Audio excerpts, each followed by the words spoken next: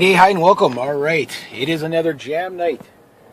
It's a little bit chilly, so I'm letting my vehicle slowly warm up here. It's not freezing, but I eco drive. I tend to like to keep the vehicles running as easy as possible. All right, so it's going to be dark for the drive. So tonight we're going to be covering a bunch of different things. Some of the things we're going to be covering tonight. Number one, don't hit my dad's truck. Get back out of here. Yeah, so far so good. No crunches. Good. Good. The other thing we're going to be covering is what happens when somebody picks the song you were going to play live at a jam night. Oh, that's a sore one. That's a sore one. Why would somebody do something so mean and cruel? There's that. And then, of course, tonight's a special night. Tonight is a night where I bring out my SG3. Now, let me tell you about the SG3, but before I get into the SG3, let me tell you about my SG61 reissue that I brought out last week, which was a lot of fun.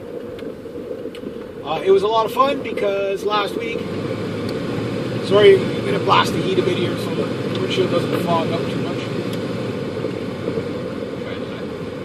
Last week, I brought out, for the first time, I brought out my SG61 reissue, which was a guitar I bought in 2009, although it was a 2007 guitar, 2007 SG61 reissue, which I believe they discontinued in 2009 or 10, but I had already bought this 2007 SG61 reissue used in 2009, and between 2009 and now, which is 2018, I had not played this guitar live yet. Yeah, I know. A guitar like that, that's the first time it went on stage.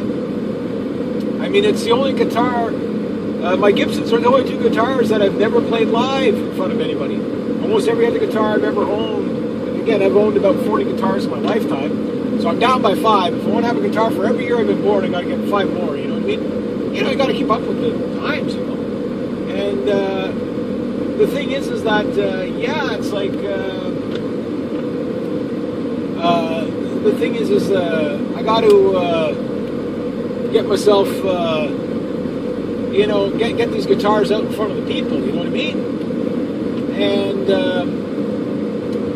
so I've had almost that guitar for 9 years, and last week was the first time I brought it out, and I played Johnny Be Good. I did a Midnight from Joe Satriani variation. You know, it wasn't exactly the way he plays it. And then I did something else. I did, what else did I do? Oh, Rocker from AC/DC. So that was a lot of fun. I had a drummer for 2 of the tunes. Drummer named Andre. I met him a couple of months back in the cafe. And lo and behold, he was there. And when he was there, he agreed to come up. Well, not just for me, but like for a whole bunch of people. Andre and Matt. Matt was the other bass player. Matt did come up this time. It was the host, Sean. He came up and jumped on the bass in the rocker tune, which was too bad he wasn't up there for the first tune, but the bass really does fill in the sound a lot. So, long story short, it was a little bit sloppy, I gotta say. Not the other guy's fault, mine, but that's the way a jam goes. I mean, it's kind of one of those things where you go up and you jam. If you were to jam these songs 3 times, you'd master it, right? But it's kind of like just a loose jam. And it kind of comes out how, 3-chord rock, see how it comes out. Sometimes it comes out really good, sometimes not so good. It just kind of comes out how it comes out, right? And that's all okay and everything. I don't have a problem with that. Turns out, Matt and Andre, the bass player, Matt Fable, I guess is his last name. I was talking to him a little bit, and his girlfriend held him captive last week. That's why I wasn't able to come up and jam. So I was like, okay. She's like, oh, sit with me for a while. You're always jumping up on stage. I'm all alone, So, but he's like, oh, dude, I was going to run up and play with jam with you again. But I'd only jammed with him once, but he was going to run up and jam with me again. He got held captive. He was held hostage at the table with his girlfriend. But that's okay. That's okay. But the Sean guy jumped up, and that was cool. And the Matt and Andre, apparently they're Claire Beslin's drummer and bass player. And she went up and when those songs come out, they'll probably come out before this video. Well, it's hard to say because this video is probably going to come out in December, even though it's only the 7th of November. I've got so much footage now that it's going to, it's I got a lot of footage coming out, right? So I like to put out a video a day. I like to catch at least one song per band or per musician or what have you. Every time I go out, I only got about an hour out of the GoPro, and because of that, it's like that's why I don't normally. I take up at least 15 to 16 minutes of a set, right, for myself, of the battery power. So on my GoPro, my GoPro's doing pretty good. My Hero 5, not the best, but it gets the job done. It's all I can afford right now. So, with that said, I went up. Everybody loved the SG61 reissue. They love the bizarre, funny stories that I told. I'm going to tell a couple of funny stories with this one tonight, maybe. Tonight I'm doing all love songs, but not the way you think. So I'm going to do what I was going to do last week, but I did it because it was too lively. And what happens is people come up and they start playing either really quiet, then I have to tone things down. And I usually prepare about 6 to 9 songs so that I can take the night up or down to my discretion. So I'm not like, okay, here's a person that just did a really quiet folk song and then jump on the stage blasting their faces off with AC/DC or whatever, which is always fun, and it was nice to see people up and dancing and singing along and clapping along and all that stuff. But last week was a really, really hyper week. It was also Halloween that night too, which there was costumes. So if you see all these strange people on stage with costumes on in the upcoming videos, that's what it was. It was a Halloween jam. Lots of fun. Loved it. It was great. I ended up going up and I did Fairies Wear Boots with a girl named Andrea, the one that did all the police covers there a couple of weeks ago.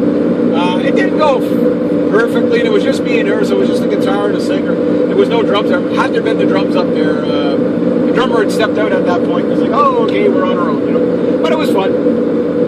It was fun. I think it came out kind of cool. She was a little bit lost in the song because she was reading off her iPad or her cell phone or whatever, and I guess it froze up on her halfway through the song. So she knew the song, but she didn't know the song well enough, and she wasn't used to my style of playing. So, but she pulled it off. And it came out good. I had fun either way. That's the thing about a jam night. But the thing is changing it from an open stage to a jam night is basically, to me, I refer to this place more of an open stage. People go up with songs they've rehearsed, they know them really well, they're going to ace them. It's not so much going up there with the idea of, I don't know what we're going to play, I won't know until the other guys get on stage kind of thing. Jam night where it's all improvisation and whatever, which I really like doing. There's no doubt about that. But sometimes it's nice to go up there completely rehearsed and prepared. So tonight, whether the night goes up or goes down tempo-wise, the host tonight will be doing, he'll be doing basically Beatles covers and stuff like that. It's a guy named, Paul, his name is, let me think, I'll get it. What's his name? Anyway, I've seen him a few times. He's a fantastic player anyway. He'll be the host tonight, not Greg, the normal guy. The normal guy's, I don't know, I guess he had something else going on. I mean, the other guy's a working musician as well, so maybe he had a Wednesday night gig, or, couldn't have family issues. Who knows why he had to call it. Phil's the guy that's filming it. Phil is filling it. I can't remember his last name, but Phil is filling it. But he's very, very good. He's a slightly older gentleman. He must be in his late 50s, early 60s. But man, he can rock out pretty good. Plays more of the acoustic, so I'm anticipating a more quiet evening tonight. So I got 3 ballads, but however, I will be playing them on the SG3. I will be probably doing, but sometimes this doesn't work out as according to plan either. I will be doing Train's Drops of Jupiter. which I can do all by myself as a one-man act with the electric. Strangely enough, it works fairly well. Then I want to bring up, if I can't bring anybody up, I'll still do it myself, because the song is catchy enough that you can pull it off by yourself if there's no drums there or bass there. I will be doing, well, ladies, you might want to sit down for this one, because I will be pulling out the Rick Springfield tonight. Yes, Jesse's Girl. Yes, that one, I'm anticipating a bit of a hooligan crowd sing along for that one and some dancing. But mind you, last week with Johnny Be Good, people were going nuts on that one. The rocker one, again, it was, except for the, like the midnight that I did, which was an instrumental. That's more just to showcase the guitar. That one's not something you dance to anyway, but, and that might be a little bit much for the people there. A bit like they respect it, but they can't get into it. But that's not really what I was doing with my SG61 reissue with that. The rocker, AC/DC rocker, and Johnny Be Good, Chuck Berry, Johnny Be Good. Yeah, those are songs that anybody can get into, you know what I mean? And there was a lot of hooting and hollering. It was a lot of fun, and I was doing all those train wrecks. But the guy got up on the bass last week. A guy named Sean got up on the bass, and I didn't know he got on the stage, so it kind of threw me off a bit. And I was like, what's going on here? And I seen the other guy coming up, and he's like pointing at us. I thought, oh, maybe I did something to the board or something. So it kind of threw me off, and it's like, oh, okay, he's jumping on the bass. Okay, I get it. So then we continued the song, and then, you know, it was better late than never, but it really filled in. It sounded good. So I got the SG3. The last song I'm going to do is kind of open, but I'm going to do Last Kiss, but a different version. I can't remember who originally wrote Last Kiss. I don't think it was Buddy Holly. I don't think it was the Everly Brothers. I don't remember who originally wrote it. I don't think it was, not Richie Valens, but Richie Valent. He's the guy that wrote Tell Laura I Love Her. I love that song. It's a great song. Everybody always says it's Richie Valens. It's not. It's Richie Valent. Richie Valent, and then there's Richie Valens. Both guys kind of were, you know, in the same era, you know, that 50s, 60s kind of guitar playing. And they were both kind of on the music scene around the same time, so it was easy to kind of mix the two guys up a bit, name-wise. But they're totally two different guys. But they do sound an awful lot alike for the style of music at the time in the 50s. So it would be an easy mistake to make. But yeah, Richie Valens' Tell Laura I Love Her is a great song. And I do a fun version of it, and I do a serious version of it. However, the Last Kiss that I'll be playing tonight will be a very, hopefully, fun, upbeat, kind of punky-ish version of it, which I was playing it today, and if I could get a drummer and a bass player up there, it should be epic. No, it's not should be epic. It will be epic. It definitely will be epic. I doubt not. You know. But the thing is that epic or not, how much ridiculous I pour onto it will really more be measured by how rowdy the crowd is. The more rowdy the crowd, the more rowdy I'll make that song. I'm going to do a lot of widdly-diddly guitar stuff in it, weird pauses, everything, and it should be fun. It should be a lot of fun. Or it'll flop on its face, but I don't think so. And always be the optimist, right? Crash and burn, you know. Rock your face off or die. You know what I mean? Like that's the kind of intensity we need on the stage, right? But it's going to be fun either way. Now, the other thing that's going to be fun is if there is a drummer and a bass player there. If there's not, I still can pull it off with the SG3. But the SG3, once I've played this guitar live, the cool thing about it is the only guitar left to play live, well, you guessed it, to showcase that I haven't brought out before. And it's showing, only not waiting 10 years. Now, here's the worst thing about the SG3. Is that I bought that thing new in 2006. So that's 13 years without playing this guitar live in front of anybody. I don't think I played it live in front of anybody. I know. But anyway, the last guitar to showcase will be, you guessed it, the guitar of guitars, the danger of rocking people's faces off. And that will be the Flying V. Yes, the Flying V will be on stage as long as the weather permits next week, and that should be kind of craziness in doses that only a mental case can enjoy, such as myself. You know, and yeah, it's going to be very Spinal Tap next week. We'll just say that. We're just going to be like rocking people's faces off. I already kind of have an idea of what I'm going to do next week, but then again, it really depends on how rowdy it is. So how do you mellow out a metalhead guitar on stage so that people enjoy it if you're caught between Beyond Void and Simon and Garfunkel? You know what I mean? So if you're caught between that, how do you tone it? What songs do you play to still make people enjoy the Flying V? Well, that's simple. You bounce into Hendrix songs. It's literally that simple. Because you can always pull Hendrix. You can take it up, you can take it down. You can do Voodoo Child, you can do Hey Joe, you can do All Along the Watchtower. Done. Great jam night songs. Everybody gets into them. Everybody likes it.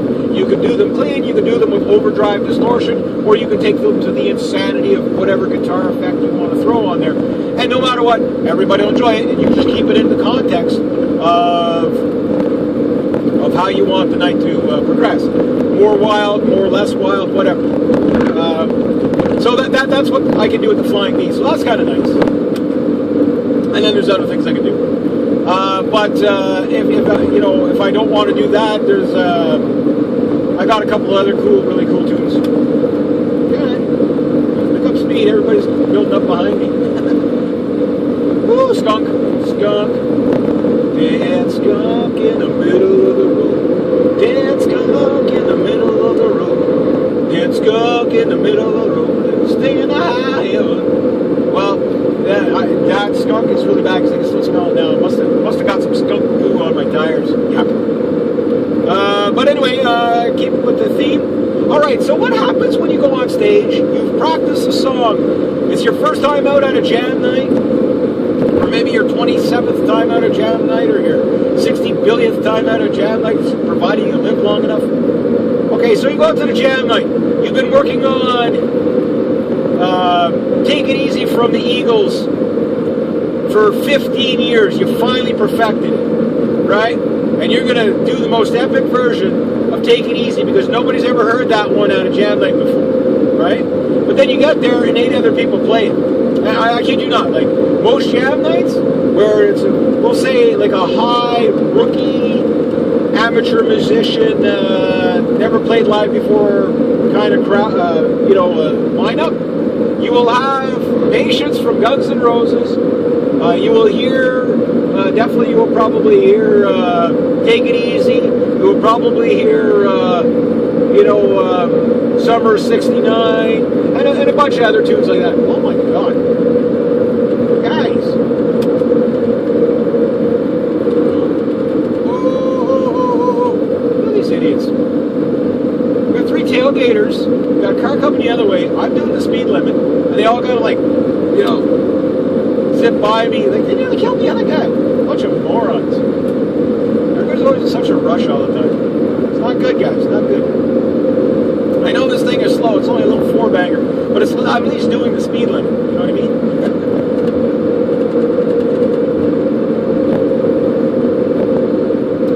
But anyway, sorry. I swear to God, it's such a crazy highway. Everybody's always got to do 140 or 120, and then they wonder why so many people die on this highway. You know, and it's not like the road isn't like freaking black ice all over the place tonight. Morons. But anyway, no common sense. No common sense. But anyway, so yeah, so you go out, it doesn't matter what song it is. There's a lot of songs. House of the Rising Sun, that's a good jam night song. You'll always usually hear that one. So there's their usual suspects that you'll hear, right? And the thing about that is, that's the problem, is you almost can guarantee you're going to hear these songs. And because you're going to hear these songs, and the likeliness that you will hear these songs, okay, makes it really awkward when, okay, if you're the first one going up and playing it, no problem, but then somebody else goes up and plays the same song as you. I've only seen that happen maybe twice at this jam night where, and it wasn't a song that was really common, it's just, what's it called, Halloween night, there was 2 people that wanted to play Witching Hour. And gonna wait till the chin out. Whatever, I forget the rest of the words, but you get what I'm getting at. And oh yeah, so they switched it up and they did something else, but it was just like, oh shit, I was gonna do that one, you know. But you know, like okay, on a night like that, like for example, when the jam night landed on the 17th and they legalized marijuana up here in Canada, well, one guy went up and did Up in Smoke, but I figured like 8 people would be doing that song because it's like, okay, well, the theme of the night, right? But it turned out no, it was only one guy actually did it. It was that was actually kind of surprised. But I could see like 6 people or 8 people just playing that, right? So anyway, the other thing is that yeah, if you get that,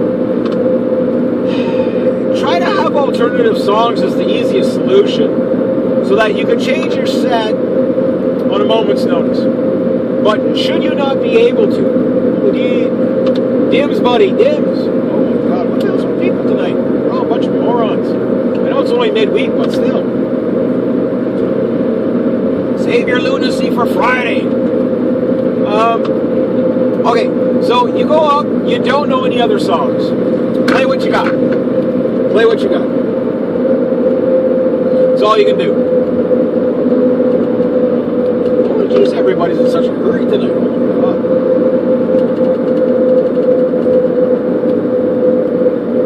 Oh, geez, that's crazy.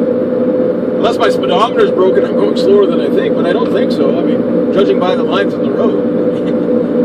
It's like, I guess the speed limit is just really not for people up here. This is just nuts tonight. Unless my taillights or something around.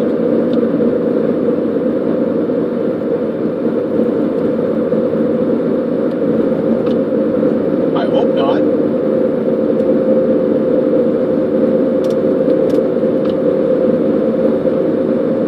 God, I hope it's not something like that. Maybe somebody can honk at me and let me know. When I left, so. Oh, geez, yeah. The brights. Oh my God. I'm getting nervous here. I don't know if I have taillights.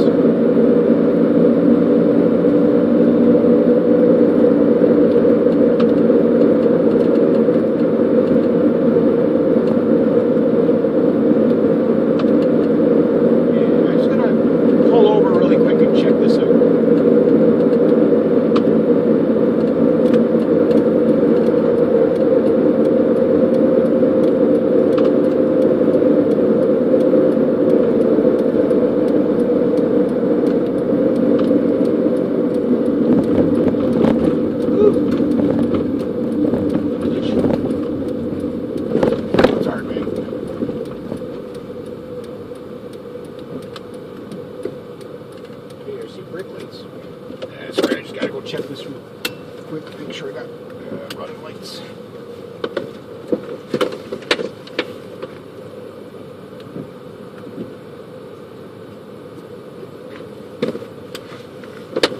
No, people are just assholes. They're just being assholes, that's all. Like I'm doing like, okay, the speed limit is 90, okay? And I'm doing like 95. I'll go down to 80 if there's nobody behind me. Eco drive, right?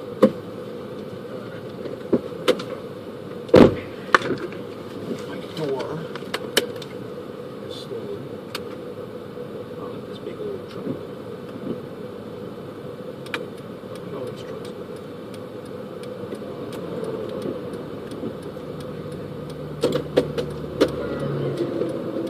There must be a full moon or something behind the clouds or something. I don't know. It was like, everybody's like driving like fools tonight. Okay, so anyway, so you don't have any other songs. Play what you got. Try to have different songs for next time. But if you can, have some alternatives that you can go to should somebody play the song you're playing. If you're doing like acoustic stuff, it's a lot easier. But if you're doing like a band thing, it's a little bit more. A little trickier sometimes because everybody's got to be on the same page, right? So, for example, if you're going to play Born to Be Wild, which is a great song, don't get me wrong, it's a fun song to play live, and people like it. They get all riled up and screaming, hooting, and hollering, dancing. But I can guarantee you on a jam night, the likelihood of a band going up before you and jamming that one out is pretty highly likely. There's a lot of songs like that. Mustang Sally, same thing. Yeah, these are songs that you tend to see. Beatles tunes tend to be quite popular at jam nights, right? So, yeah, try to get a little bit unorthodox on the songs you want to do. Songs that I've always found nobody does is usually stuff that's less than 10 years old. The problem is while I was modernizing my set list over the years, I realized that it's been 10 years since I've modernized my set list and started playing newer songs. Problem with newer songs is most people don't know the songs. This is why classic tunes always do so well that, you know, they've been like Led Zeppelin tunes always tend to, like rock and roll. Again, good. There's a good chance bands are going to go up there and play it. Although I haven't heard anybody play these songs yet. There was, when I first started this jam night, again, I know I'm going to have to move on to new bars pretty soon. Still waiting to hear about getting booking a show there. But, it was a very jazz-oriented, I wouldn't say bluegrass by any stretch, but R&B and folk music kind of seemed to be the first little bits. I'm starting to find that electric guitars and drums are starting to come out in the past couple of weeks.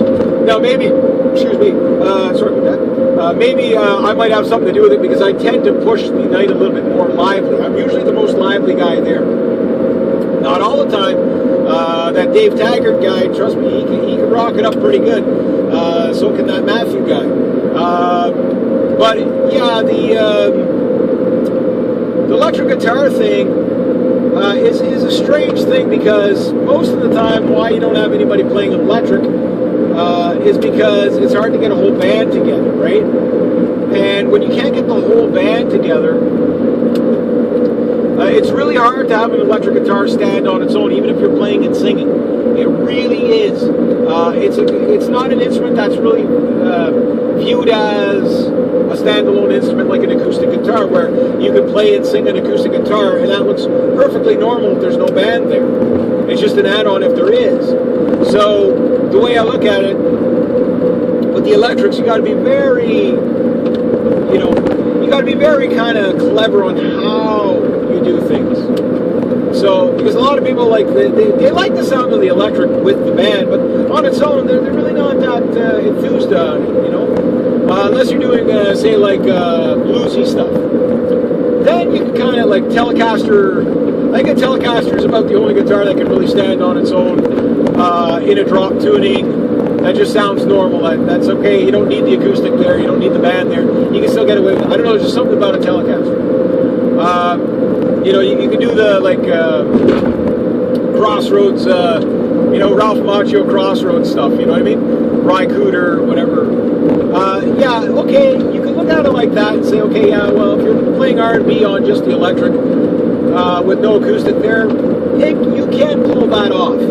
Rock and roll, not really, because most rock songs are made within a band. Very few rock songs are just a guitar, electric guitar, and the singer. You know what I mean? There's very few like that. So it's really hard to pull off, but you can pull it off. I mean, Hendrix used to do that, when he'd go on TV shows and stuff. And Stevie Ray Vaughan, too. He would go and he would sing and play his electric at the same time and stay on the electric. And it would seem like, even though Stevie Ray Vaughan obviously played the acoustic guitar fairly well, there's no doubt about that, it was kind of like he looked naked without a Stratocaster. So even if he was just solo with him and the Stratocaster, it still functioned normally. And there's a few guys that can pull that off. Some guys can't, especially if you're trying to do more modern stuff. But if you do pick songs that have been played that night, don't panic. It's not the end of the world. That's what the next jam night's for. Just play it the best. It really sucks if the song you played was just played before you. And I've seen that happen not once or twice, but a few times. And it was usually the song Take It Easy. It just always seemed to, because it's such an easy song for beginners to learn, right? It's like, I've been playing for 6 months, I just learned how to play and sing, and this is the only song I know. Or I know 3 songs, right? And it's like, Take It Easy, Patience, and something else. Whatever it's going to be. Now, women, for some reason, seem to always have these songs that you've never heard before. Some sort of like, here's a rare B-side Kate Moss song or something like that. And they tend to get lucky that way because they don't end up, in the really popular genre stuff. And because of that, they can really, they really get a picking there of what they want to do. Whereas guys, we tend to go to the normal songs. Wanted Dead or Alive, I've heard it for the second time at the jam night. Like if you're the first one up on the stage and nobody's played it that already, too bad for anybody that goes up after you that picked the same song, you know what I mean? But yeah, you will hear these songs from time to time. A song that seems to be popping up that I've heard a couple of times on a few bands up there, it's just because the guys that they all seem to know each other quite well and jam with each other quite often, is Psycho Killer. I don't know if it's a Weezer song or whatever. I forget who's, that might have been a Talking Heads song or a Head Kids song. I don't remember, but it's been around for a long time, I think. And, it's same with the Weezer song Creep. You hear that one almost at every jam night if there's a live band. It's like somebody's going to play it. It just seems like those are songs. Smoke on the Water. There we go. There's another one. I'm not saying don't play these songs. Learn these songs for sure. But you have to understand a lot of the reason why you hear these songs is because these are songs like, for example, Smoke on the Water. If you could play the opening line and play a prolonged G chord, you pretty much can play the entire song. So it's very easy to pull people up to jam on it. And those guys that want to just cut loose on the leads, well, they got, again, it's just one up on 3-chord rock, just more power rock version of 3-chord rock. That's all it is.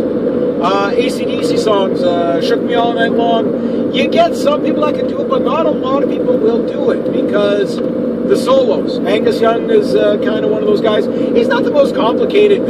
He really just thrashes the SG. That's all he does. That's why when I do like my thrashing on it, it sounds a little Angus Youngish, is because I know what he's doing. He's just doing a pentatonic riff, thrashing on it, different spots on the neck, and some string bends. He's not really doing anything crazy, crazy technical. It's just Chuck Berry in different spots. That's pretty much what Angus Young is doing. Don't get me wrong, he is a very good guitar player in a very simplistic kind of way. He knows how to keep it simple and entertaining. But he also knows how to rip on the guitar and rip on one note or rip on several notes, making it sound like he's really doing a lot of stuff, when he's really just staying, in a pull-offs and hammer-ons in the same spot and just moving up and down the neck. He's not really doing anything super technical. You know what I mean? He's not changing modes. He's not doing all that stuff. But he's still a good player. Most of the blues players, like blues players, they sound really good because they're using a formula. Like I say, us musicians, we're a bit of we do parlor tricks all the time. So it's like, as long as you know what the formula is in this mode, in this scale, for this genre of music, you can apply it to this song, that song, and the other song. And it's just really, you don't even need to know the song half the time. It's just, this is the 3-chord rock, this is your 12-bar blues, go.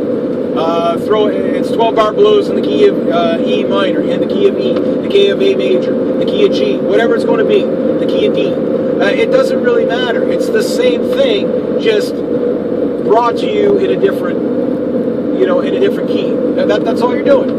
So you're not doing anything outrageous, And that's why some of these really simplistic songs just end up on stage all the time, is because they know if you're going to be jamming with strangers or people you never jammed with before, all along the Watchtower is really 3 chords. Smoke on the Water is 3 chords pretty much, you know what I mean? And, other songs like that. So there's a lot of songs like that that you can really get away with. And because you can get away with them so easily, people do them. It gives people a chance to not only jam out, but it also gives them a chance to really, shred when they want to shred. So the simpler the rhythm, sometimes the crazier you can get on the solos, right? And you can drag the song out for like 5 minutes, or you can end the song in 8 minutes. Take your pick. How's the night going? How are the people going? Are the people really, really, really enjoying it? They're really enjoying it. Okay, this 4-minute tune is now 8 minutes long because there's 3 guitar players on stage and they all want to shred. Each one wants to do a solo. The bass player wants to do a solo. The drum wants to do a solo. So you're not going to see the really hyper technical. You're not going to see Dream Theater as an improvised jam on the stage because it's just people. If they don't know the song, they can't play it, and that's why you don't see a lot of Rush songs and stuff like that. But you might see some old Judas Priest songs, stuff that. Okay, well, your band and my band, I've heard your band play this song before, and I heard mine. Okay, well, we're jamming together. One of the songs we used to always come together on stage was Rocky Mountain Way, and of course Born to Be Wild. That one always seemed to come up on stage on jam nights and other places I played. Hasn't here, but maybe that was just a sign of the times. But it was probably just because the 8 bands that were playing, all just happened to know the same songs, right? It was what was popular at the time on the circuit. So there was a lot of scenarios where you're playing and lo and behold, okay, this is great, Dan. You're playing, the song's slightly different, but the main rhythm everybody plays identical. Okay, you might do the chorus slightly different or whatever. It'll be a little bit of mess up there, but if you've got a good bass player, you can usually cover it when he gets lost. He usually knows what to do to jump back in. Same with drummers and everything like that. And that's the thing, when you run into really good musicians, you can't stump them. Why? Because they know all the parlor tricks. They know exactly what and when to play what. You know what I mean? And in the event of, they know what to not play. Sometimes less is more. So this is good. So yeah, tonight should be a fun night, no matter Last Kiss. Here's the thing: if I get the guy up for the, if I get somebody up for the Rick Springfield song, the Jesse's Girl song, here's what's really cool about that. I can go right from Jesse's Girl right into about 20 different songs because of that chord progression. It's identical chords to Last Kiss. It's just it's played in a different way. So this is what I mean about the parlor tricks. People are going to hear 2 different songs tonight, but the bass player will say it's the same chord, just slightly different rhythm style. One's more melodic, one's more just straightforward strumming, right? And that's what's going to really razzle-dazzle people. It's like, oh wow, these guys just knew everything. But it's like, okay, no, they didn't. They probably never even heard the songs before. Well, I can imagine those songs, yeah, because they're old. That's the thing. Do they know the songs? Do they not know the songs? I don't think it's going to be one of those things where, okay, this Last Kiss song is just so beyond me that I just won't be able to pick up those 4 chords or 5 chords or whatever. There's a couple of changes in the Rick Springfield song that might throw the bass player off, but not the drummer. And even at that, I don't even think that's going to be a problem. Because you can just let them know that, okay, there's going to be a little bridge piece and whatever, and it's going to be within this chord and this chord. A lot of times I'll find the bass player, they'll just do a little run or something, okay, this is what he's doing, and then they get it on the second line, and then whatever. And so that's going to be fun. But that said, again, don't sweat it if somebody picks the same song as you. Even if you're going up right after them, don't take it personal. Just go up and enjoy it. Say, sorry, I picked this song too, but here's my version of it, And, it's not dueling banjos. You don't have to worry about who's better. Just go up and play the best you can play. But that said, the only way around that is, number one, know the jam night you're going to. If you go to a jam night and you hear, every time you go, you hear somebody play this song, that song, the other song, then maybe change it up. You know, like say, okay, well, maybe I'll learn another song.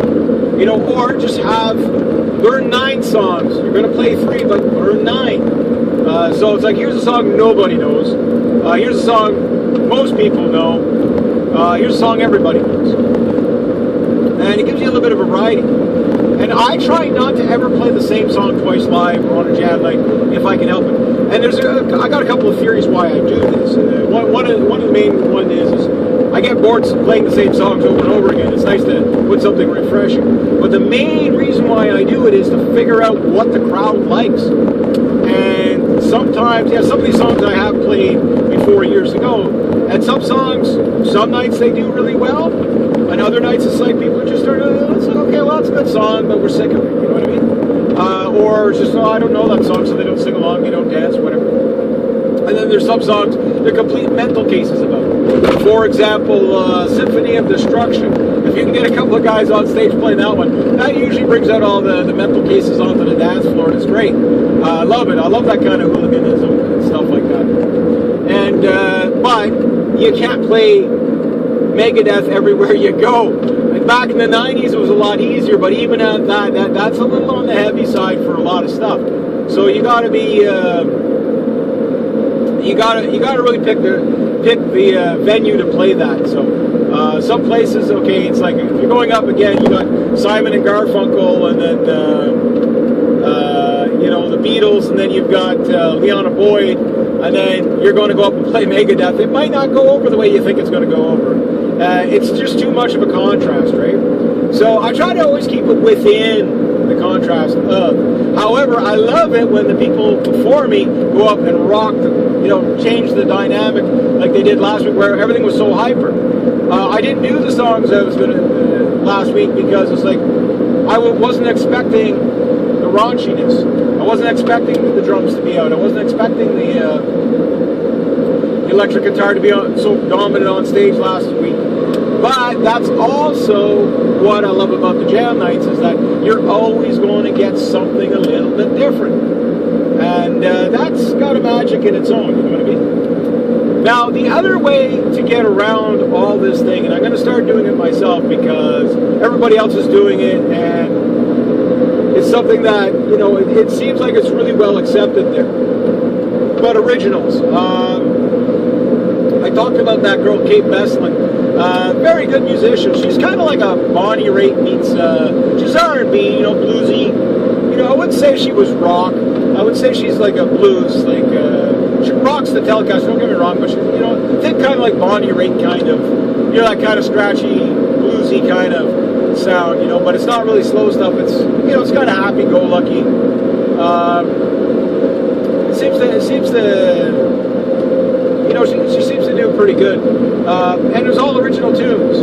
Now, that said, some of the people there have heard her music before, so they can get into it, but you're not going to get sing-alongs or whatever. But you get so much respect for doing the original tunes. That's what's cool about it.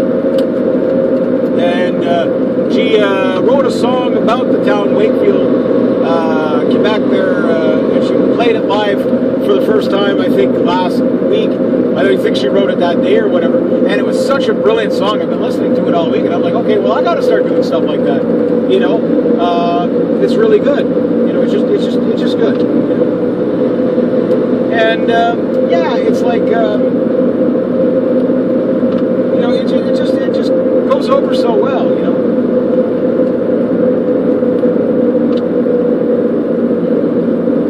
Back windows getting all dirty. Pretty messy road tonight. It's all wet. I think it's going to be pretty foggy tonight again. Hopefully not like last week. That was crazy fun.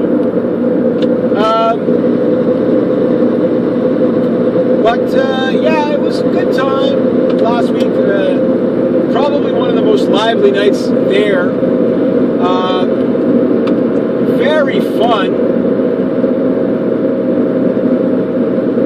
to say the least. It was just so much fun. And I really got to rock out. Like, I don't know if I was the heaviest guy there last week. Probably. I mean, I was pretty rock. But then again, there was a couple other people up there. They were rocking pretty good too. I mean, not rocking as like death metal, whatever, right? But you know, Johnny B. Good going at AC/DC going, Joe Satriani. And then, of course, I pulled out some Black Sabbath, although it was kind of the mellow version of Fairy Wear Boots, but it still had that raunchy SG guitar punching people in the face with female vocals over the top. It was pretty darn cool.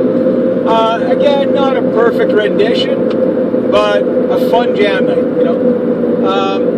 Yeah. You know, these things are fun. These things are just undoubtedly fun. Songs that I would play for a first-time player, well, depends on your skill level. But I would look at, obviously, if you could pull off Bruno Mars anything on the acoustic, which I'm going to bring out some Bruno Mars eventually. But you need a band. Whoa, there's that corner again. That stupid corner. That corner is going to be the death of me, I know it.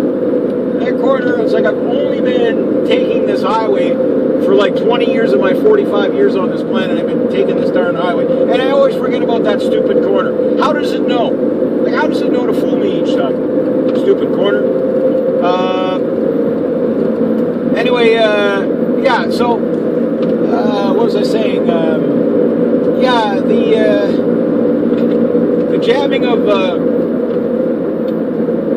Fairies Wear Boots was really cool. But the week before that, Will Giuseppe, he came up and jammed with me on Who Do You Love? Again, just me, a Gretsch guitar, Will Giuseppe with his harmonica. That was really cool. You know, really cool stuff. I gotta say, we'll do it again. And, you know, providing you see the guy again. And he went up on Lovers at a Dangerous Time. Now, mind you, that was a really quiet night. Like, it was total contrast. That was the quietest I'd ever seen it. But I think it was because of the night it was. Everybody was at home getting stoned, or all the potheads were at the, you know, at the corner stop sign waiting for the sign to turn green. That's the first time I've ever seen it, you know, that dead on a Wednesday night. But last week there had to be 80 people in the bar, easy. I would say easy, 80 people.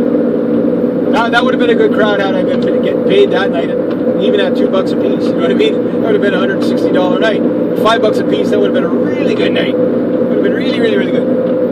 And we got a truck coming. I'll let him go.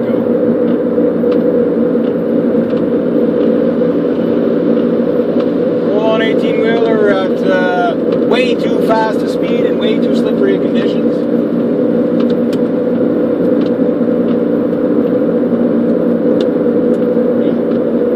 Well, I think it's going to be another foggy night tonight. It's raining as well. So we got rain and fog.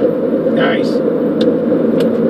When you got one of these big trucks behind you and they got the Daymaker on, it's like you got to cover your rear view mirror. Look at this moron.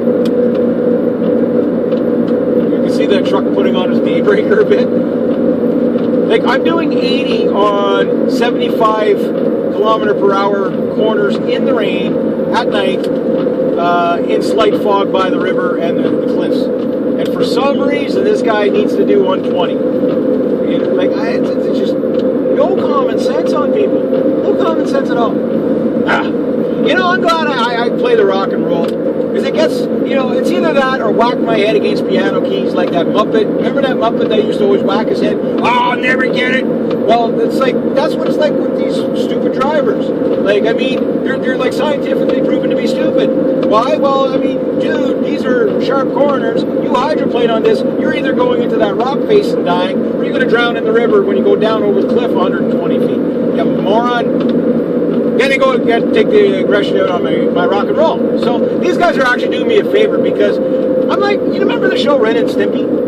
And how grumpy Ren was all the time? And then that time that Stimpy put the happy helmet on him, and when he did, he couldn't do anything but smile, which was making him really crazy and angry and mad, because he couldn't get mad.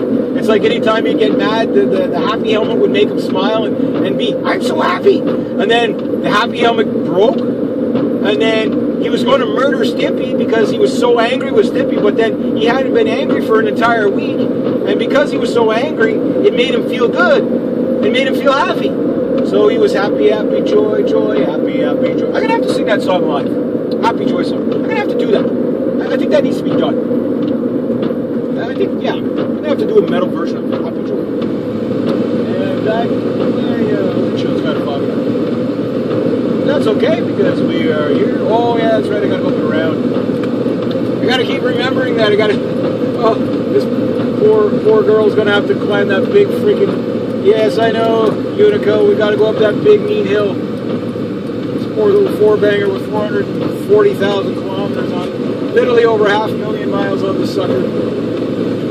Like 300,000 miles, 440,000 kilometers. This thing has basically circumnavigated the circumference of the Earth 10 times. And I got to climb a hill with it. So if you hear like moaning and groaning coming out of the vehicle, it's because it doesn't like these big hills. Even this big truck, like he's like in, he might be third gear, second gear here. And he keeps hitting the Daymaker. It's like, that's kind of cool. It's like, okay, well, Daymaker's on. But he's got to understand, you know, if I peel off too much speed, I can't get up the hill. What'll happen is this little CRV, it gets stuck in third gear, and it cannot, here we go, moaning and groaning. Like I'm literally doing 30K. I'm doing 30K behind this tractor trailer trying to climb this hill. You can hear it again. I know. I try to be as easy on this poor thing as I can, but like, you know, the hills are hills, you know, it's got no hills, man. So this is the big part of the hill, and then it'll get up to like third gear. Like I cannot get above 40 miles per hour going up this hill. But then it's like 2K down the hill. And the 2K down the hill, then I coast and get good mileage. But everybody behind me doesn't like this, you know, this big bad hill.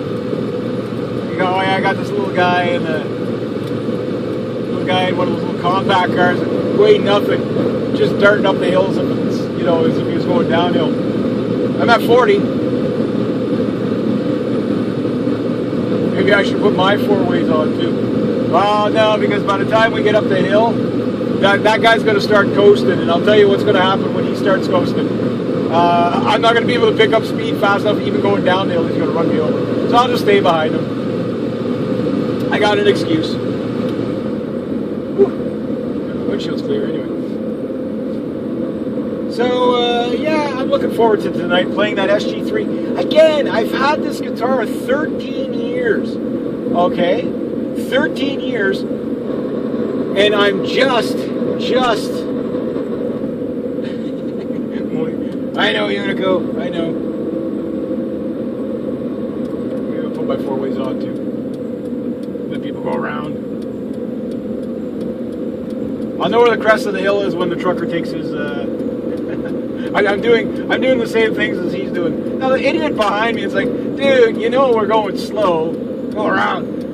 Okay, people have been passing me all night, then these idiots now are staying behind me. What the hell, man? Okay, now we're at the crest of the hill. Now I can floor it.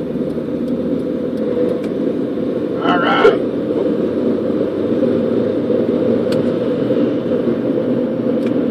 They're stuck in third. I literally can't get out of third on this. Not quite. Come on, fourth, let's do it. What happens is the engine will go up to like 3,000 RPM. Okay, there, fourth gear. But you hear that clunk, right? That's a clunk of authority from second gear to third gear. And then that nice little coasting loud sound you hear now is my fourth gear. But you see what I mean? Like, I know I'm supposed to be talking about music right now, but I'm going to bitch and whine right now because, look, everybody's behind me. They see the truck's got his four ways on. I got my four ways on because I'm going slow, so allow people to pass because I can't get above 40, you know, 40 or 60K. So I don't want to hold everybody up. They stay behind me. But when I'm doing 10 over the speed limit on the windy corners, oh, you're going too slow and we got to pass you on the double lines. Like, what the hell's the matter with people? People! I mean, I'm just saying. Not bitching and whining. Oh, here comes the truck. Oh man, he's not coasting, he's flying. He doesn't have his four ways on. And he's moving. He is moving. That's a good 140. What are they? Free weight? Free weight, yeah, that was a free, free energy run there for that guy. Thank God he didn't flatten me. That's what I mean. I didn't want to get ahead of him because, even if I floored it going down the hill, like this thing's only a 4-speed, I think. I don't think it's a 5-speed. I don't think it can get to the top end of this thing accelerates pretty slow. Well, you put 440,000 kilometers on you and see how much you move, you know what I mean? Like how fast you move. But that guy, that was a freaking, that was a gravity hill for him there. Must be kind of a little bit fun for these truckers, it's like a roller coaster ride. It takes forever to get to the top, but man, when you come down, I'd be even holding in the clutch. I don't know if you'd hold in the clutch though. 130,000 pounds on that front axle. I don't know if you want to hold in the clutch. You'd probably hit 160, 170 coming down the hill. Yeah, that would be pretty devastating if that went awry on you. They put in detour there. Please don't tell me they blocked off this end because I came this way because they blocked off this end last time. Please don't tell me that.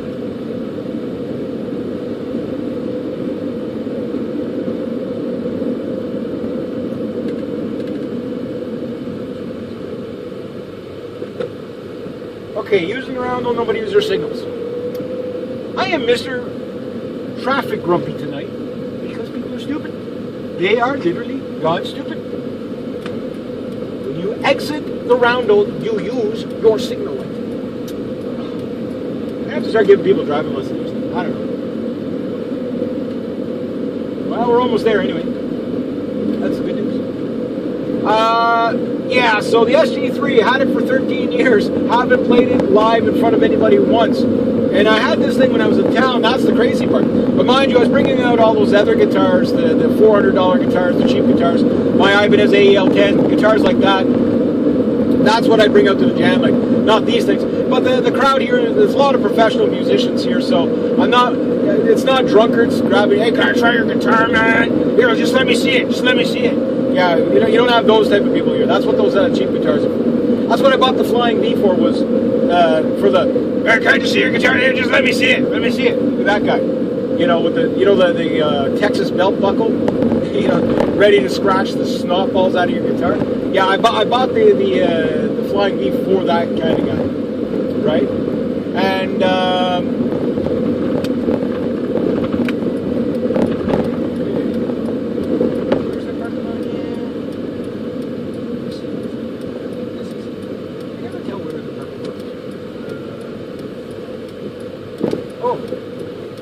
I know I'm early, and it is freaking packed.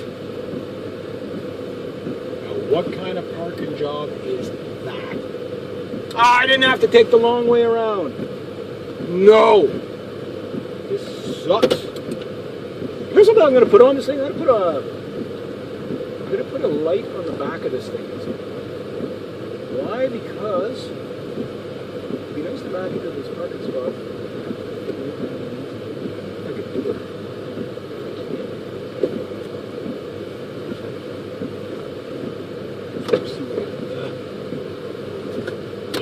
But anyway, I'm here. Oh, yeah, one thing I love about this little car is it fits everywhere. You cannot mistake this thing as an SUV, to be honest with you. The CR-V is a Honda Civic masquerading as a big, bad... Don't hit the dumpster, don't hit the dumpster. Here's the dumpster. Oh, it's over there. Okay, yeah, good. I'm not going to hit it. But it's masquerading as an SUV, right? So it's not really an SUV, it's a CR-V. Creative recreational vehicle, compact recreational vehicle. They don't really know what to call this thing. I mean, I better turn all the other stuff off. Okay, so we'll go with that. And it's like, they call it a bunch of different things. It's kind of funny. It's like, okay, well, what is this thing? I don't know. It's like it's a creative recreational vehicle. And then Honda calls it something else, and then they call it something else. They're like, but the wheelbase is really short, so it's like you think you're going to take forever to park somewhere, and it's like you go to do a turn, and then before you know it, it's like, hey, wait, I did a complete 360 here. Like this thing it's like it drives like a compact car, just really boxy. That's all. But anyway, I'm here, so. 13 years later, I'm finally going to get my SG3 on stage. That's going to be fun. Can't wait. And I'll see you guys inside in the videos. And yeah, make sure you hit that like button. I mean, for anybody that, actually tolerates these videos, thank you very much, number one.